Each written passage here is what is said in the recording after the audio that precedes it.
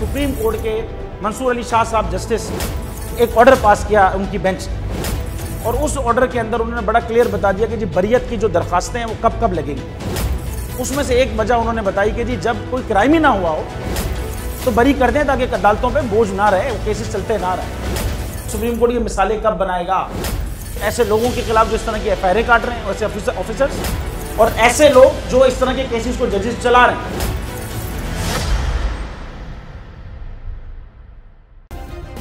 Subscribe करें और bell दबाएं ताकि कोई खबर रह न जाए।